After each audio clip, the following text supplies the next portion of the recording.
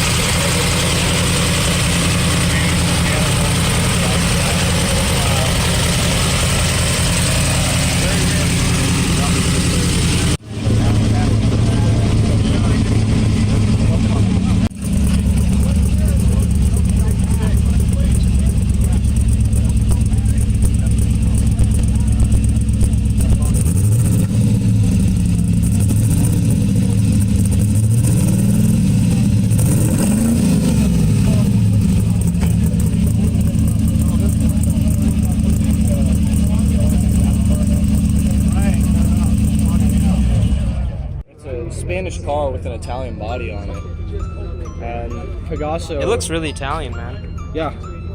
Is it like sporty or what? Yeah, it's built with all Formula One race technology from the 50s. Really? What kind of engine is in it? Pegaso. They built their own motors. Is it like a V? Is it like a 6-cylinder? Or? No, it's a Pegaso. This motor in particular, it's a 4-cam Hemi 3.2 liter with dual 4-barrel Webers on it. And it makes about 270 horsepower at 6,500 RPM. Mm-hmm. But that's where it's limited to right now. It'll make power all the way to 9,000 RPM. 9,000 RPM, wow. Yeah, it's all the cams, oil pump, water pump, everything up front, it's all gear driven. Yeah. There's no belts or chains. The only thing that's belt drive is the generator. So like the steering is all hydraulic and everything like that? No, it's no power steering. Power steering, right. Yeah. The paint on it's beautiful, man. Thank you. How long did it take you to restore this? My father and my grandfather restored this in 52 weeks. They started restoration in 93 and finished in 94. They took the car to Pebble Beach in 1994 and got 3rd place. Really? Wow. Yeah, it's been all over the world. We've taken it. So how many of these in the world, do you think? There were only 86 of them ever built, and this is one of the remaining about 26 or so. Mm-hmm. Most of the Pegasos were wrecked in racing accidents. Oh, so they're like racing cars pretty much. Yeah, they were built with all Formula One race technology. And Like, most of them were wrecked in racing accidents, and they just scrapped the cars. So what year is this one? This one's a 56. Holy cow, man. Looks crazy for its year. Yeah, in 1956. Looks like it's been through a wind tunnel in 56, man. Yeah, yeah, they went through a lot of design work with this. And in 56, Mercedes-Benz Gullwing sold for around $12,000, and this car sold for around $27,000. Holy cow. Yeah. Damn. And Wilfredo Ricart, the guy that designed this car, he used to work at Alfa Romeo. He was the head of the race team. He used to work at Alfa Romeo with Ferrari, and Wilfredo Ricart and Ferrari, they both hated each other with a passion. And basically what happened is they both said screw you to each other, and Ferrari went off, did their own thing, obviously started Ferrari, and Wilfredo Ricart went off and started Pegaso. And they were always butting heads, and they were always racing each other, but Pegaso, what a story, man. Pegaso was never able to beat Ferrari in a race. And that's basically what gave Enzo Ferrari his competition, was these cars. And so if it wasn't for Pegaso, or even this car in particular, these Ferraris here, they wouldn't be what they are today. Yep. And my father and I, we have another Pegaso. It's a 1954 Z102, and it has a South Chic body on it. It's a French body car, and it's awaiting restoration. One thing I really think they should bring back for like the newer cars from the old times is the wooden steering wheels. Yeah, I love that steering wheel. I don't know what. That's the original. That's the original Nardi steering wheel. Before Nardi was famous. He was making, that was back when he was making steering wheels in his garage, and then that's when he became famous for making that. And the wheels, they're not Barani wire wheels, they're Carlo Barani wire wheels, before he became famous. So what kind of transmission is it? How many speeds? It's a 5-speed, non-synchro mesh. So you have to double clutch it, but this was a 5-speed back in the 50s, huh? Yeah. That is crazy. Way ahead That's of like a way, exactly, yeah. And it's like a motorcycle crash box design. So experienced drivers only need the clutch for initial launch. No So way. what you could do in this, obviously not today because you cannot find parts for it anywhere. The way to drive this, if you're racing, is just obviously use the clutch to start out, and then don't use the clutch afterwards? Yeah, you don't use the clutch, because once it comes up to the rev limiter, the rev limiter that kind of inside, technology is just barely getting into cars today. It's just coming into cars today, and Pegaso had it in 56. It's insane. You think they're ever going to make a comeback with like something new, or no?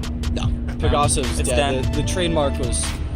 They killed the trademark in 94. Gotcha. But yeah, you bring it up, you floor it, you bring it up to 6,500 RPM, the rev limiter cuts out the ignition, and that's just enough time. So you've taken this 6,500 RPM? Not me. Not you. Not me. I don't want to, but that's the way it's designed to drive. Have you been in it while it's revving that high?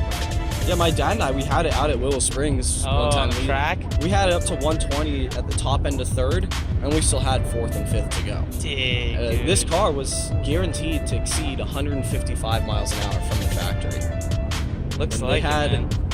What was their warranty on it? I think it was probably like a 90-day? No, a 3-year, 100,000 mile warranty. And this car was at the Paris Auto Show in 1955. That was its first showing, and it had no motor in it at the time. And all the suspension on the right side of the car was all detailed, all cleaned up, every part painted individually. While the left side of the car, it was just all painted black. And then in 1956, it was returned to the factory. They put a Z102 motor in it, and it was sold. I don't remember the guy's name, but there's on the left side of the engine bay, there's a tag in the engine bay to the original buyer of it. He was in Bilbao, Spain, and that's why it still has the Bilbao plates on it. Dude, that engine is just incredible.